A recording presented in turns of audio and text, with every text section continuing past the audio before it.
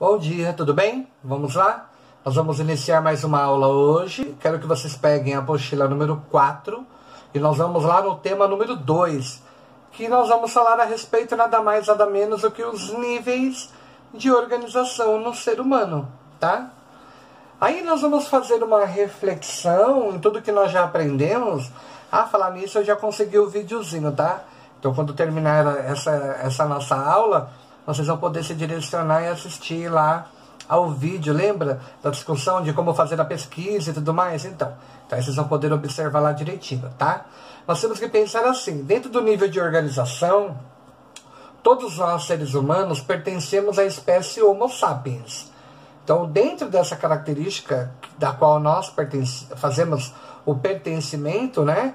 Mas, por sua vez, além de nós pertencermos à espécie Homo sapiens, né? Nós também pertencemos à família Hominidae, né? Que está classificado dentro da ordem dos primatas em questão. Porém, ela inclui outras espécies, como os micos, os muriquis, os saguis, os gorilas. A ordem dos primatas, ela faz parte da classe dos mamíferos, mas ela está no filo dos cordados e dentro do reino Animalia, tá? Tudo bem até aqui? A gente tem que pensar que os seres humanos, eles apresentam habilidades, né? Elas podem ser de alguma forma refinadas, né? Mas essa linguagem, essa característica de linguagem falada, né?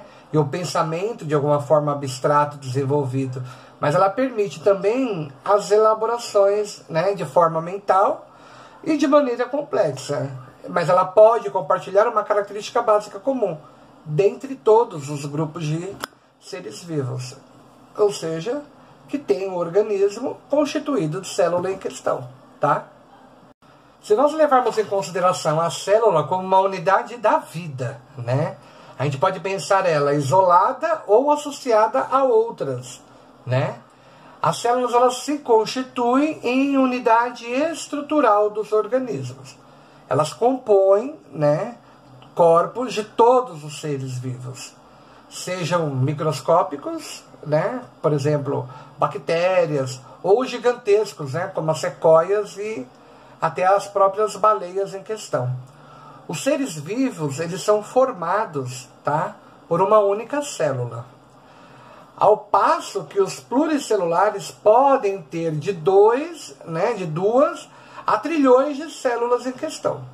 Isso depende muito de organismo para organismo, a forma de classificação de cada um.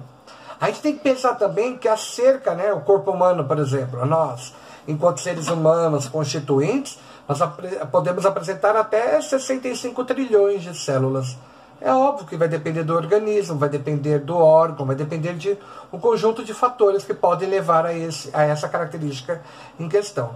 Mas a célula é também uma unidade funcional dentro da característica dos seres vivos, ou seja, a menor estrutura, ela acaba desempenhando funções, característica própria do próprio ser vivo, tá bom? Tudo bem até aqui? Aí nós vamos falar também um pouquinho das células, né, que formam diferentes tecidos. Aí é uma das características dela. E aí a gente tem que pensar o quê? Que os grupos de seres vivos considerados pluricelulares, há grupos de células que desempenham funções de forma específicas, tudo bem? Mas o corpo do ser humano, por exemplo, existem células que exercem diversas funções, mas vamos falar das funções das quais secretam substâncias, né? As células responsáveis pelo transporte de gases, por exemplo, elas protegem o organismo contra doenças. A de revestimento do corpo, entre outras quaisquer que a gente pode encontrar. Um grupo de célula bem semelhante que a gente pode encontrar, né, que realiza o mesmo papel, a mesma função, ela recebe o nome de tecido. Se a gente for imaginar diferentes tipos de tecido, nós podemos imaginar que esses diferentes tipos de tecido, lembra o professor falou? O conjunto de células forma um tecido, o conjunto de tecido vai formar um órgão. Então, os diferentes tipos de tecido, eles vão formar os órgãos. Mas o conjunto de órgãos funcionam de maneira integrada, certo? E dessa maneira integrada, eles vão acabar constituindo o que a gente chama de sistema. O corpo humano, de alguma forma, ele vai apresentar diversos tipos de sistemas, né? Como o sistema respiratório, formado por órgãos como a traqueia, que nós temos presente, né? Da traqueia nós também podemos considerar os pulmões, que lá nós vamos ter, são 2 pulmões, nós temos os brônquios, nós temos os bronquíolos, que são órgãos muito delicados e que podem sofrer, né, uma inflamação por serem muito minúsculos, pequenos, porque os alvéolos, os brônquios e os bronquíolos estão dentro dos alvéolos. Então, os bronquíolos estão dentro dos brônquios. Ou seja, a menor estrutura deles ainda, que a gente chama de saquinhos aéreos, eles estão constituintes aí presente dentro da característica dos pulmões em questão, né? São saquinhos pendurados, né? Nós chamamos de saquinhos aéreos, mas na verdade são bronquíolos aí em questão, tá bom? E vários sistemas, né, atuam de forma conjunta, constituindo o organismo de uma forma geral, tá bom? Eu acho que quanto a isso, a gente não tem tantas dúvidas, porque não é uma questão muito difícil da gente conseguir discutir, da gente falar a respeito, tá? Agora a gente tem que pensar, os tecidos, eles se diferem principalmente quanto à função da qual eles exercem, né? A forma de células que os compõem, né? E a quantidade de substância entre as células, né? Da matriz extracelular em questão.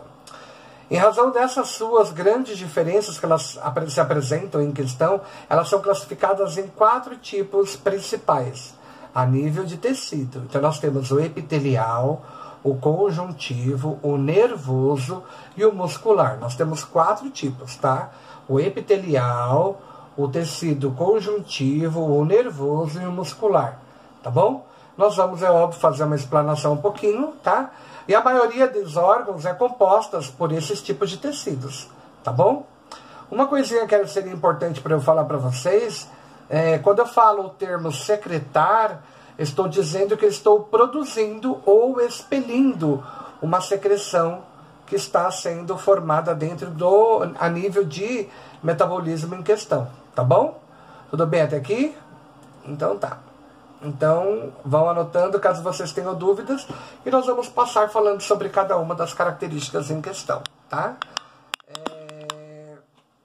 O que mais que nós podemos considerar? Nós vamos falar agora sobre os tecidos, os órgãos e sistemas do corpo humano. Todas as células, tecidos, órgãos, né, e os sistemas que compreendem, né, diferentes níveis de organização do organismo humano. E a divisão, né, essa divisão, ela se justifica pelo grau de complexidade, né, do corpo humano em questão, e ela é utilizada para facilitar o estudo de alguma forma, né? E aí nós vamos ver algumas das características. A gente vai começar falando primeiro a nível de tecido epitelial, né? Se nós olharmos a nossa pele, a nível de tecido epitelial é a nossa primeira camada de pele que nós temos presente, né? Então o tecido epitelial, ele tem a capacidade de revestir o corpo, tanto externa quanto internamente, ou seja, de alguma forma ele nos protege. É uma forma de proteção a nível de metabolismo, a nível de organismo em si, dentro do processo de formação. No tecido epitelial, nós temos pouca matriz, né, extracelular. As células, elas apresentam formatos que são desde características semelhantes, né, mas são firmemente unidas entre si. Ou seja, significa que quase não há espaço entre uma estrutura celular e outra. A pele é um órgão, né? E a sua camada mais externa é chamada de epiderme, que é a que nós verificamos aqui a olho nu. Mas ela é constituída de tecido epitelial. Esse tipo de tecido, na verdade, ele também reveste partes internas do próprio corpo, né? Como a cavidade bucal, o estômago, os vasos sanguíneos, tá? Então, é uma das predominâncias, das características das quais nós temos aí como predomínio, como característica em questão, tá? Tudo bem? E aí nós podemos citar também que, além da função de revestimento, esse tecido epitelial, ele também exerce como função básica, né, todo o processo